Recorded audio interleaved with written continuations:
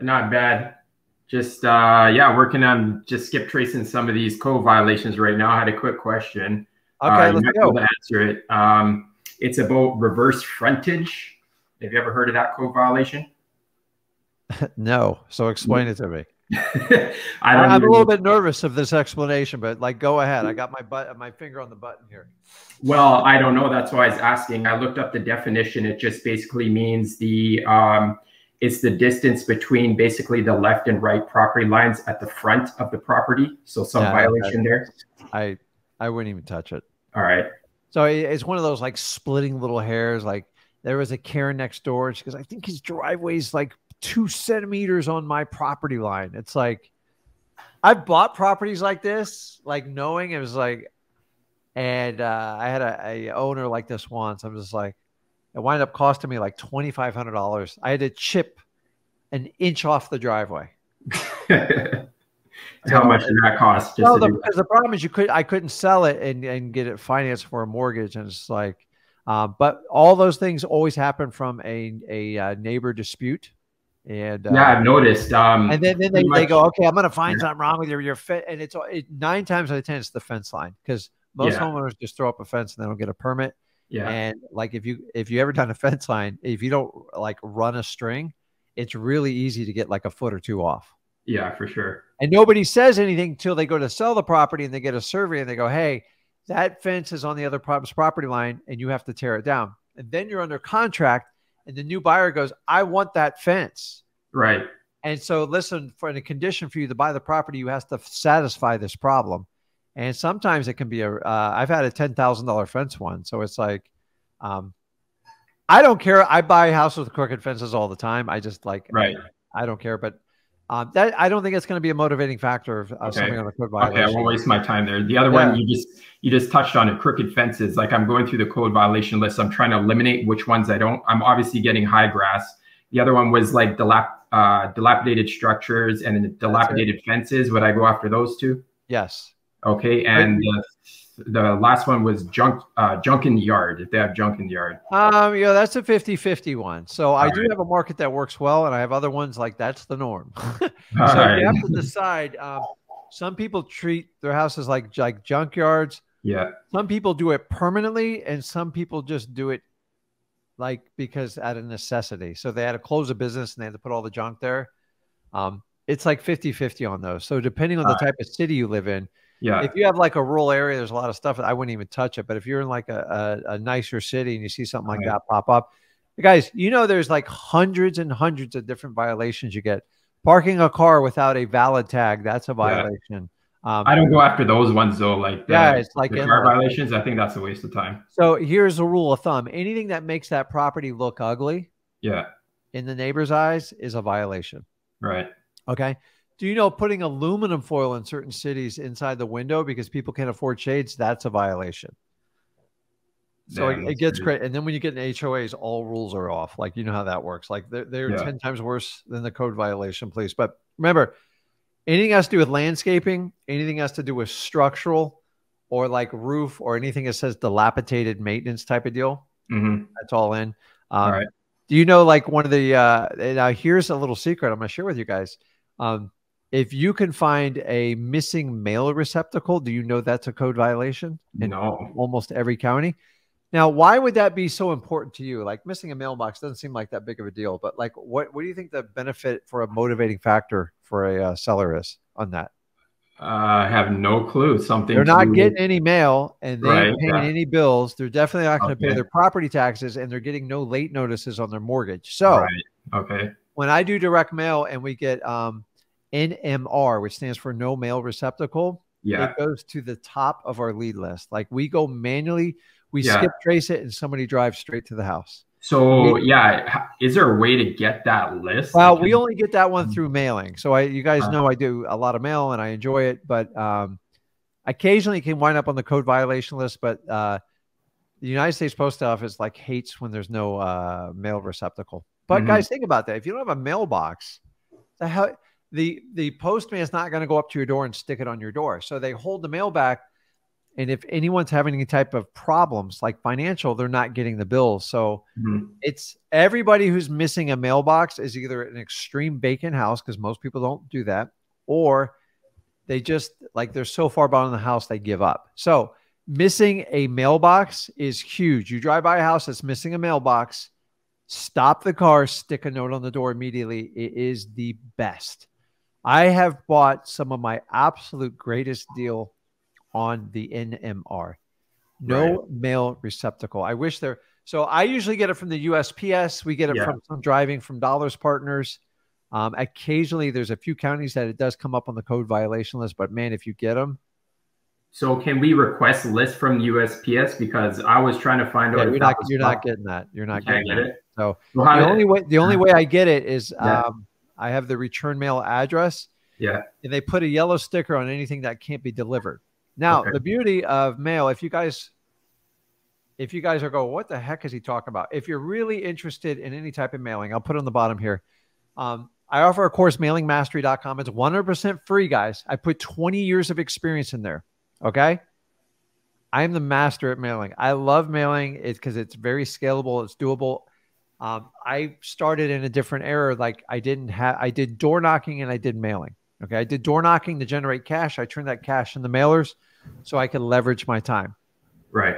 Fast forward to today. I teach you guys government lists, you know, all the fun stuff to do with that, and do driving for dollars and reverse driving for dollars until you earn some money. So in Mailing Mastery, we teach you when you get the return mail, because it doesn't cost you any extra, we classify. I get deceased people that just passed away. I get a notice before they even go on probate. I get an NMR. I get forwarding addresses. Okay. Think about this, guys. They're not getting regular mail. And so it gets back. And so the USPS is required to code these so they can prevent future mail of not making its way.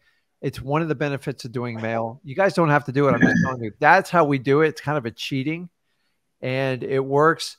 Now, if I'm going to look for vacant properties, honestly, I'm just going to use my list, rei.com, and I run that list once a quarter, and we always get a deal off of it. It's not perfect.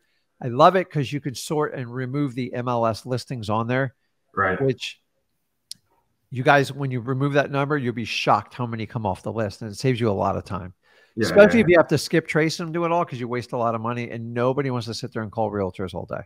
At least that I'm aware of. So it's like, but check out if you want to learn a little bit more on that. But it's, I'm just telling you, you're right on with the code violation. Don't waste your time on stuff it's not going to. Yeah, because this list is long. They got back to me. It's ridiculous. Thousands of people. It reads like a booklet.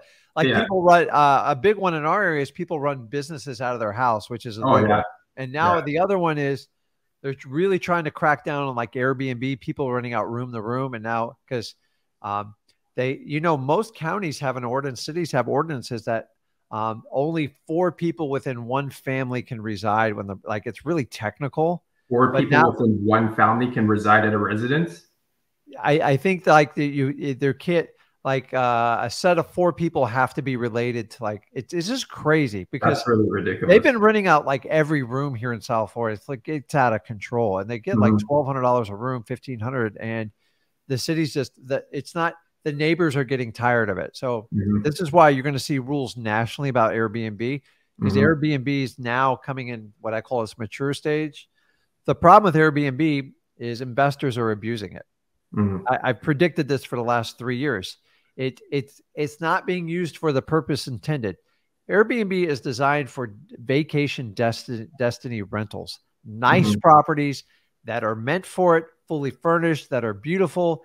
Maybe they're near the water, they're near a major metropolitan area, and it's beautiful, and that it's got a natural draw to it. Now we're talking about regular residential houses renting out one room. That was never the design or the intent of Airbnb. Right. And the complaints are through the roof, and it's out of control. So Atlanta's passing a 3-strike rule. If you get 3 complaints to the city, you can't do anymore, and you have to now get a permit to do Airbnb. And you're going to see this in every major metropolitan area. And it's we see it a lot. I'm near the water, and it's crazy. But It was never designed for like a simple house to rent out each room and run it like a hotel because that's exactly how they do it. Pretty much every Airbnb I've been to. Guys, I'm going to tell you, a new motivating list is going to be the Airbnbs that are not in destination locations because they are not going to get these rates anymore. It's ridiculous. You know, every Airbnb's got like $100, $150 cleanup fee. So if you rent it out for 2 days and say you pay $100 and you think, well, the hotel room around the corner is $150 plus tax, you're going to pay $200 plus another $150 plus tax.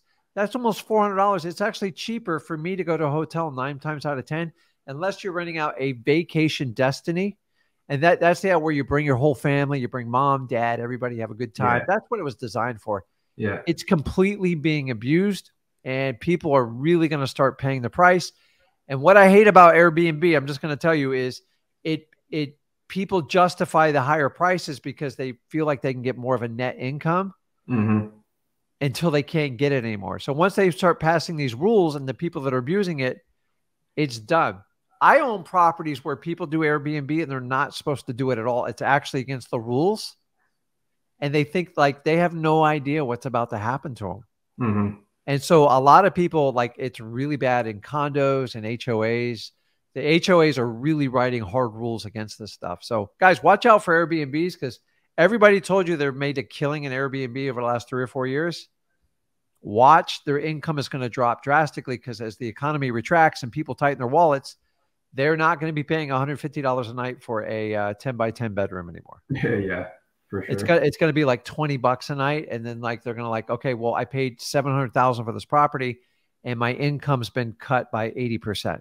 And you're going to see a lot of that going on. I believe Airbnb should be towards vacation destinations, like getaways for the family, because what people won't tell you about Airbnb, everybody talks about the cash flow. The properties get tremendous amount of pressure, a lot of wear and tear, and they are brutal on the properties. And for that reason, like there's certain homes that just aren't made for Airbnbs. Mm-hmm. And remember, you have no idea who's checking in that house. There's no background check. There's nothing. Yeah, right. And and remember, you can do Airbnb. You're depending on a third party to pay you, to endorse you. I watch so many people who slave to like the Airbnb. It's like, and then if you have a lot of properties, you got to hire a manager. I'm like, really, what is your net cash flow when you set it down? Yeah, you got to hire somebody to clean it. Unless you want to do it yourself. Like if you're down in the Keys or you're on like Miami Beach, you'll always get a premium for those properties. And that's what it's meant for. But like, so Airbnb is even cracking down now because if you don't disclose all the rules in your community, they're going to put strikes against you. If you get 3 or 4 strikes, they just take you out of the system. So it's because think about that. If you go somewhere and you don't know, like, oh my God, they have like a 2-week minimum here and you just stay for 2 nights. And everyone's like, what are you doing here? You can't be here just for a day or two. And it's like, it ruins the experience and it's bad for like you and your family. So just, you're going to see Airbnb become code violations in the next 12 to 18 months. You're going to see a lot more of it coming. Let me know when it comes to a town near you. I'm telling you guys. Like my thing about Airbnb is like, oh, well, the property produces 40,000 income. I go, it's 2,000 a month. No, but I can Airbnb it. I'll make so much more. I'm like, knock yourself out, man. I don't think it's legal. I don't think it's going to work. And then what are you going to do when the demand drops down? And they're like, I don't know. I'll figure it out then. And they sign a mortgage on it. So, so you're on the right path. Keep doing what you're doing. One more quick question. Actually, well, firstly, the guy who was on before, he's asking about photographers. I'll tell him quickly how I got mine. Okay. I just went to Facebook groups in the real estate investments and I looked in the chats and a lot of the investors and wholesalers actually recommend photographers and then you can just DM them through there. That's how you get reliable photographers. And the other one, pretty sure you guys probably mentioned it in the course. I apologize. I probably overlooked it or forgot. Was the year built 1950? We don't want to go any earlier than that. What, for real estate in general? For like wholesaling, for like the year. I bought property from the 1800s. Okay. All right. Well, I just had a few. You're going to have different types of buyers for that, but I bought a 125-year-old home. Yeah. And I bought a 115-year-old home. Now, I wouldn't even walk in one of them.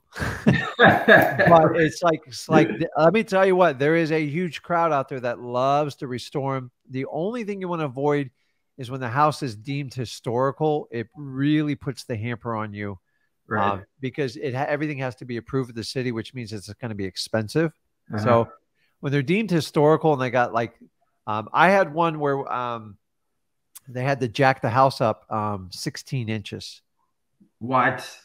Yeah, it was $180,000 fix. So they bored. You know what? Actually, I was driving through my neighborhood a while back, and they had jacked up this house more than that. It was like 4 feet in the air. I don't know what. The thing is, you have to keep doing it like every 5 years, because it just slowly sinks. And it's like they go, well, I'd rather throw 30,000 at it than like get nothing. So that's how they look at those. So it's like when you get those, like you get someone a huge discount. But the guy's age, I could care less. I don't care. Like I prefer to have a newer house, but honestly, the older the house is, usually the more issues it's going to have, which creates more opportunity for you. So when I started out in wholesaling, I foolishly would only like pick 3 2s. I avoided anything with a 1 bathroom. It was so stupid of me.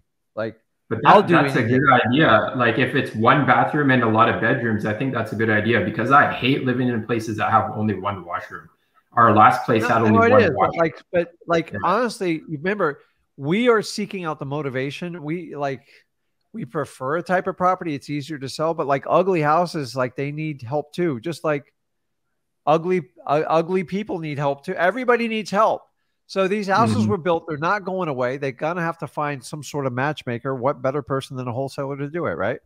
Right. Okay. All right, Rick, I'm going to get back to work. Thanks for asking the questions. Okay, man. I'll let you go I'll now. see you, man. Okay.